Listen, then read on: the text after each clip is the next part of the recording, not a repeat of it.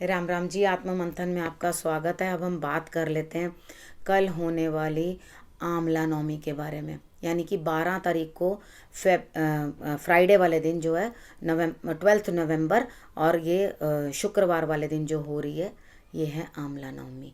इस दिन हम आंवले के पेड़ की पूजा करते हैं। जिनके पास नहीं है आंवले का पेड़, वो आंवलों के साथ भी खाली पूजा कर सकते हैं। ठीक है, विष्णु जी को आंवले चढ़ा दो, ठीक, जोत जगाओ उनके पास, और उसके बाद उनको आंवला चढ़ा दो। अगर आंवले का पेड़ है तो आंवले के पेड़ के नीचे बैठकर जो है आप भोजन ग्रहण करो। एक तो लक्ष्मी की कमी नहीं होगी और दूसरा आप रोगी नहीं रहोगे। ठीक है, जिस तरह से अक्षय तृतीया होती है और वो जो है पुण्य उसका क्षय नहीं होता, उसी प्रकार से इसमें भी आपका पुण्य जो है वो क्षय नहीं होता। यानी कि आप जितना भी पुण्य करोगे, डोनेशन, कुछ ना कुछ दान, कुछ ना कुछ जो भी किसी के लिए आप करना चाहते हो वो आप करोगे, तो आपके लिए वो पुण्य जो है वो बढ़ता ही चला जाएगा।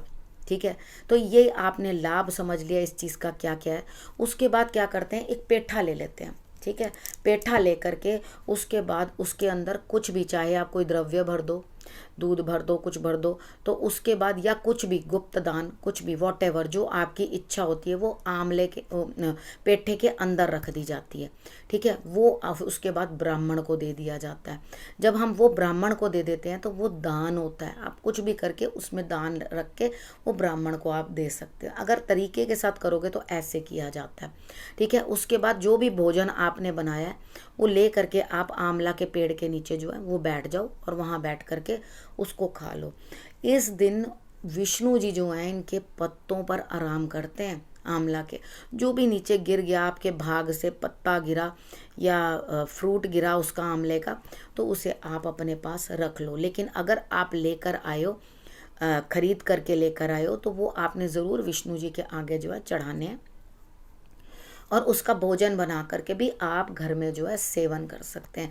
यानी कि भोजन जो बनाना है वो सादा बनाना है। आपने उसके अंदर लहसुन प्याज वगैरह नहीं डालना। सिंपल खाना बनाना, मतलब जो भी मर्जी बनाओ, वॉट एवर जो आपको अच्छा लगता है, लेकिन आपने खाना वहीं बैठ कर है।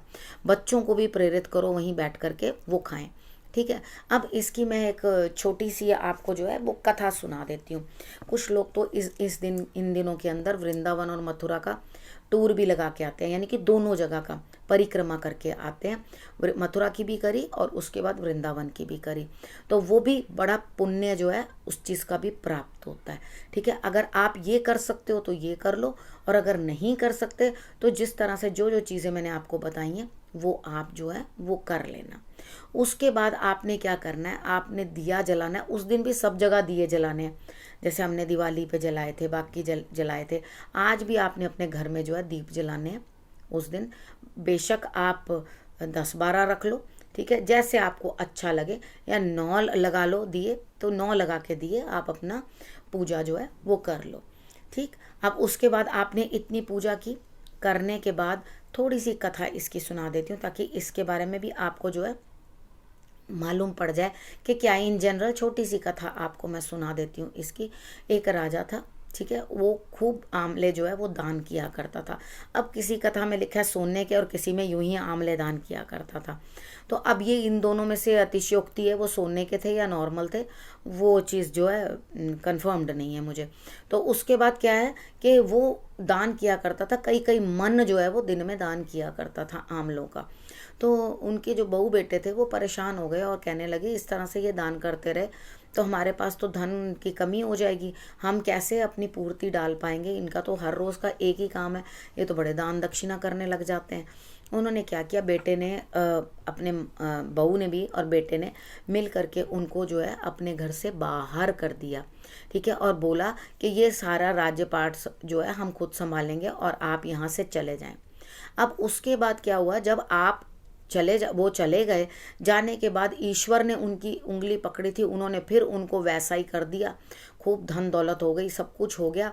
अब वो फिर उस लायक हो गए कि वो आंवला जो है वो देने लगे। अब 1.25 मन कर दिया उन्होंने वो आंवला देना। ठीक है। अब इसी तरह से जो जो नीडी उनके पास आते वो उनकी मदद करते।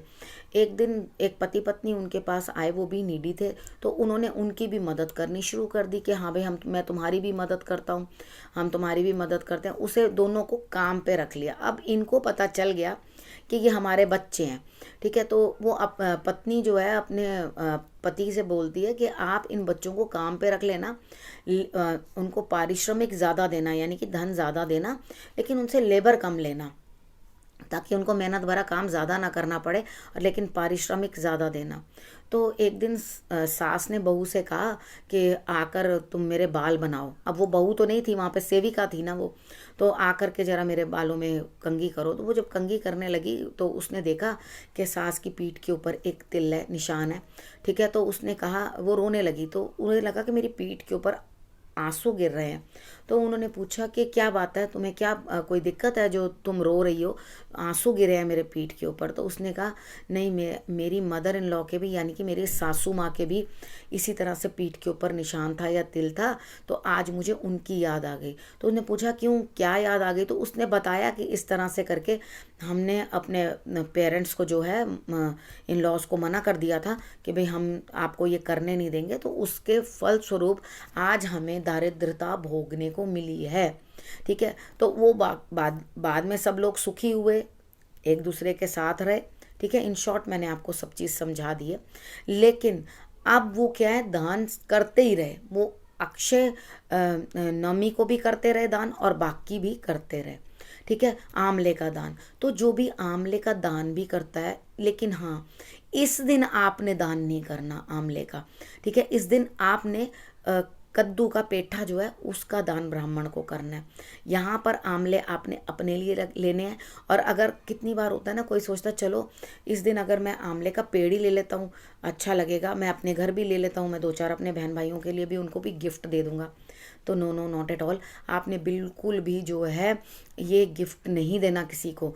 ये आंवला जो है पेड़ सिर्फ अपने लिए लाया जाता है, और उसका फल भी आप ही भोगो, यानी कि उसका फल भी आप ही सेवन करो, ठीक है। इसका ये अर्थ है।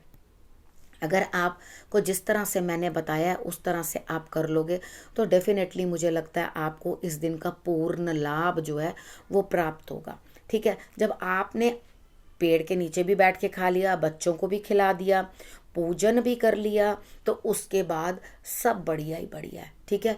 आपको विष्णु जी का जो है और महालक्ष्मी का जो है आशीर्वाद प्राप्त हो।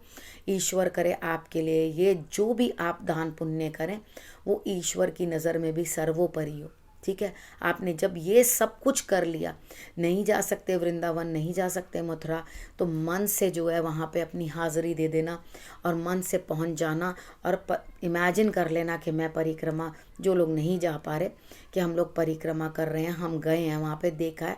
तो जो भाव है वो प्रभाव जो है आपका जो भाव है वो बहुत प्रभावशाली होता है, ठीक है। वो आपको वहाँ तक, ईश्वर तक ज़रूर पहुँचा देता है।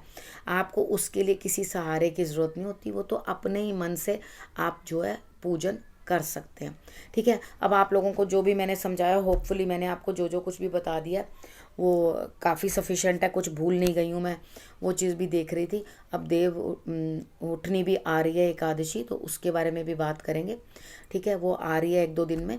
तो अभी फ़िलहाल के लिए अब आपसे लेती हूँ मैं इजाज़त। अगले वीडियो के साथ फिर से आपके पास आऊँगी।